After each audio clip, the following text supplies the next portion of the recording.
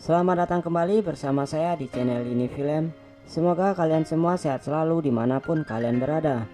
Kali ini saya akan menceritakan film yang berjudul Lady Macbeth. Film ini berkisah seorang ratu yang berselingkuh dengan tukang kebunnya dikarenakan suaminya yang sudah tua, sehingga sang ratu memperlihatkan cara membajak sawah yang benar kepada suaminya itu. Bagaimana cerita selanjutnya? Langsung saja kita ke alur ceritanya.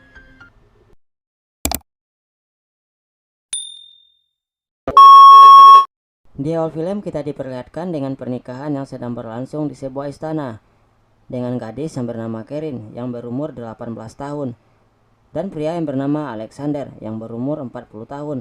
Perbedaan umur yang terlampau jauh bukan jadi penghalang oleh mereka untuk menikah. Diketahui Alexander seorang bos tambang batu bara yang sangat kaya raya di Inggris. Makanya setelah menikah si Kerin dilakukan seperti layaknya ratu dalam istana Alexander. Tapi kehidupan di istana tidak seindah yang kita bayangkan. Bukannya bahagia tapi malah merasa seperti tinggal di penjara. Dia sama sekali tidak boleh pergi keluar istana dan hidup penuh tekanan oleh mertuanya. Kerin dilarang banyak tanya dan banyak bicara. Selain itu, dia harus menunggu suaminya sampai pulang ke rumah, baru dia boleh tidur. Yang dimana Alexander selalu pulang larut malam dari tempat dia bekerja. Satu-satunya teman Catherine adalah seorang pembantu yang bernama Anna. Ia adalah pelayan tetap di istana ini yang selalu siap membantu Catherine dalam hal apapun. Dan ternyata Alexander terpaksa menikah dengan Catherine. Karena bapaknya sangat ingin punya cucu, jadi Alexander menuruti perintah dari ayahnya tersebut. Jadi bagaimana mau punya cucu, sekalipun sawahnya Catherine tidak pernah dibajak oleh suaminya. Di setiap malam hanya menyuruh Catherine membuka bajunya dan menghadap ke tembok. Lalu Alexander mengasah cangkulnya secara manual. Begitu seterusnya setiap malam. Catherine pun dibuat kebingungan dengan kebiasaan aneh suaminya tersebut.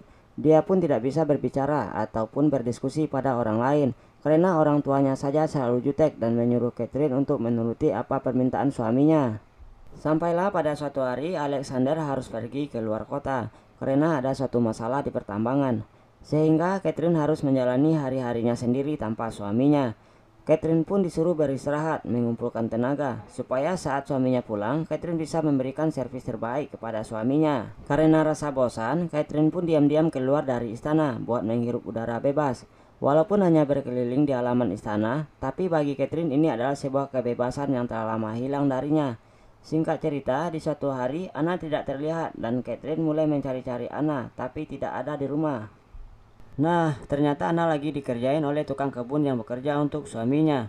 Anna diperlakukan layaknya hewan. Catherine pun memarahi mereka semua untuk menghormati Anna, karena Anna seorang perempuan, apalagi Anna adalah karyawan tetapnya Catherine. Tapi di sini ada seorang tukang kebun yang berani tidak sopan terhadap Catherine. Tanpa bersalah, digendong Catherine layaknya pengantin baru. Catherine tentu marah dengan tingkah lakunya ini. Tapi diam-diam Catherine bertanya siapa orang tadi. Anna pun menjawab orang tadi namanya Bastian, seorang tukang kebun yang baru bekerja. Di sini Catherine ternyata sudah mulai menyimpan rasa penasarannya kepada Bastian. Keesokan harinya, Catherine pun kembali keluar rumah dan berkeliling di halaman istana. Walaupun halaman istana, tetapi luasnya sudah kayak lapangan bola kaki. Di sana dia bertemu lagi dengan Bastian. Karena ada kesempatan, Bastian pun kembali menggoda dan mendekati Catherine. Dia mencoba merayu Catherine, tetapi Catherine tidak tertarik sama sekali. Di saat malam hari, Bastian pun gerak cepat saat lampu padam. Bastian datang dan mendobrak pintu masuk kamar Catherine. Awalnya Catherine menolak, tetapi karena sikap Bastian yang sangat agresif daripada suaminya, membuat Catherine jadi penasaran, hingga mengikhlaskan sawahnya dibajak oleh Bastian. Di keesokan harinya, Anna sudah mulai merasakan ada yang aneh saat melihat Catherine tidur tanpa busana. Catherine pun menjadi tersenyum bahagia, berbeda dengan hari-hari sebelumnya. Kali ini wajah Catherine sangat bahagia sekali karena sudah dicas yang lebih besar oleh Bastian. Mereka berdua selalu mencari kesempatan buat bermadu kasih. Mumpung suaminya belum pulang, bahkan karena saking serunya, Catherine bahkan melupakan waktu beribadah ke gereja. Pastor gereja pun sampai datang ke rumah untuk bertanya kenapa Catherine akhir-akhir ini tidak ikut lagi ibadah. Hana ternyata menceritakan hal ini kepada pastor, kalau Catherine akhir-akhir ini sering kabur dari rumah di saat tidak ada suaminya. Bukan cuma itu saja, Hana tidak sengaja melihat Bastian membajak sawahnya Catherine dengan mata kepalanya sendiri. Anna tidak percaya kalau Catherine tega berselingkuh di belakang suaminya sendiri. Di saat Anna mencari jamur, dia pun memperingati Bastian kalau yang mereka lakukan adalah kesalahan. Cepat atau lambat Tuan Alexander pasti akan mengetahuinya. Tapi di sini Bastian justru sangat sombong dan malah menantang Anna buat melaporkannya kepada Tuan Alexander. Singkat cerita, Catherine pun sudah mulai berani kepada mertuanya sendiri. Tanpa rasa takut, Catherine pun menjawab pertanyaan mertuanya itu dengan sepele sekali. Bukan karena itu saja, Catherine mengerjai Anna sampai Anna dihukum oleh mertuanya sendiri. Akhirnya Anna memberitahu kepada mertuanya kalau Catherine telah berselingkuh dengan tukang kebun. Ayah mertuanya pun langsung memecut Bastian dengan kayu dan menyiksanya sampai dia lemah dan tak berdaya. Lalu Bastian pun dikurung dalam kandang kuda, tanpa seorang pun bisa menyelamatkannya. Catherine bermohon kepada ayah mertuanya untuk menyelamatkan Bastian, tetapi mertuanya malah memaki-maki Catherine karena dia telah mencoreng nama baik keluarga. Keluarga mereka adalah keluarga yang terhormat. Apa kata orang kalau semua tahu kalau Catherine tidur bersama tukang kebun? Hari-hari berlalu, Catherine pun tidak patah semangat. Dia pun terus meminta kepada ayah mertuanya untuk menyelamatkan Bastian. Tapi lagi dan lagi hanya membuat ayah mertuanya menjadi kesal. Dia pun melempar Catherine dengan piring. Lalu ayah mertuanya pun masuk ke kamarnya dengan membawa segelas minuman. Setelah itu Catherine pun mengganjal pintu kamar ayah mertuanya tersebut. Lalu menyuruh Anna duduk bersamanya sambil minum teh. Nah, tiba-tiba terdengarlah suara mertuanya Catherine minta tolong. Ternyata minuman mertuanya itu telah dicampurkan racun oleh Catherine. Begitu juga dengan minumannya Anna, yang membuat Anna jadi tidak bisa bicara atau bisu. Setelah mertuanya tewas, Catherine lalu menyuruh Anna buat memanggil dokter, sementara Catherine menolong Bastian. Di sisi lain, suaminya Catherine tidak bisa datang di acara pemakaman ayahnya sendiri, sehingga Catherine yang harus mengurusi semua keperluan pemakaman ayah mertuanya tersebut. Sama sekali tidak terlihat rasa sedih dan menyesal dari mukanya Catherine.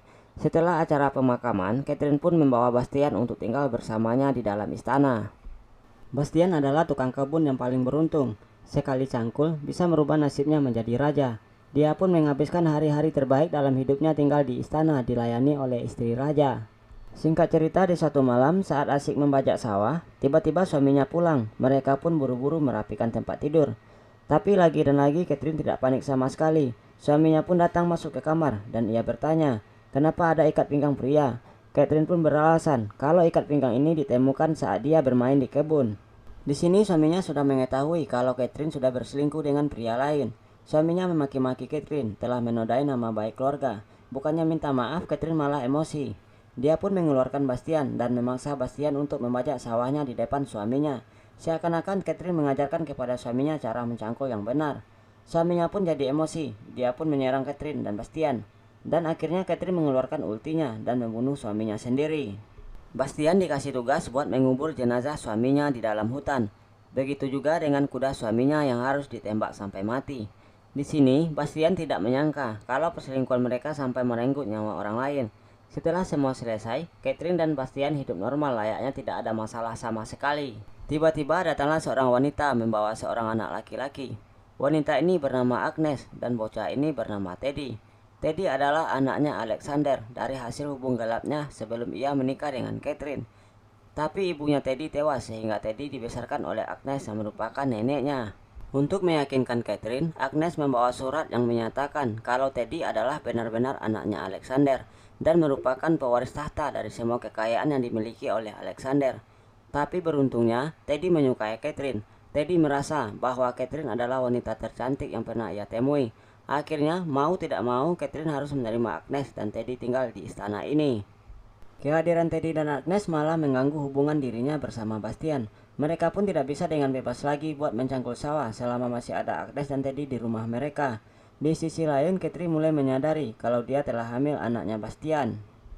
Teddy sendiri semakin dekat dengan Catherine. Ia merasa bahwa Catherine ini seperti ibunya yang sudah tewas. Teddy selalu meminta Catherine buat menemani dia bermain. Catherine pun selalu mengajak Teddy keliling kebun dan membuat Teddy sangat bahagia. Tapi di suatu hari, Catherine lagi tidak enak badan. Teddy terus memaksa Catherine untuk menemaninya bermain. Akhirnya Teddy menangis dan kabur dari istana. Seluruh orang mencari di mana Teddy berada. Begitu juga dengan Bastian yang mencari Teddy sampai ke tengah hutan. Ajaibnya, Bastian sedang menemukan Teddy sedang duduk manis di pinggir tebing. Teddy pun dibawa pulang oleh Bastian. Bukannya terima kasih, Agnes justru mengusir Bastian karena berani-beraninya dia memegang cucunya yang merupakan pewaris kekayaan keluarganya Alexander. Bastian pun sakit hati, tidak terima direndahkan seperti itu. Ia pun ingin pergi dari istana. Dia pun sadar tidak bisa hidup dengan Catherine. Tapi Catherine dengan sabar menenangkan kekasihnya ini untuk bersabar. Catherine pun menyuruh Agnes beristirahat karena sudah menjaga Teddy seharian penuh. Agnes pun mempercayakan Teddy kepada Catherine. Nah, di saat inilah Catherine bersama Bastian membackup Teddy sampai ia kehabisan nafas. Teddy pun tewas di tangan Catherine dan Bastian. Bastian pun merasa sangat bersalah, yang lagi-lagi harus membunuh orang yang tidak bersalah. Keesokan paginya, satu istana gempar karena Teddy sudah tewas. Dokter dan polisi langsung datang untuk investigasi. Dokter menemukan bekas memar di lehernya Teddy, tapi Catherine beralasan kalau itu adalah luka yang didapatkan saat jatuh dari air terjun. Polisi dan dokter pun percaya apa yang Catherine katakan. Tiba-tiba Bastian pun muncul. Ia mengakui kalau mereka lah yang membunuh Teddy. Bukan cuma Teddy, tapi ayah mertuanya, Alexander, juga dibunuh oleh Catherine dan dibantu oleh dirinya. Karena Catherine bagaikan penyakit yang menyuruh Bastian buat melakukan hal-hal gila.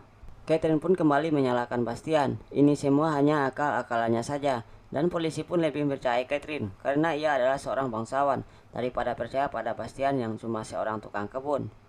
Film ini berakhir dengan Bastian dan Anna yang dihukum mati. Sementara Catherine hidup sendiri di istana bersama bayi yang dikandungnya dari hasil hubungan gelapnya.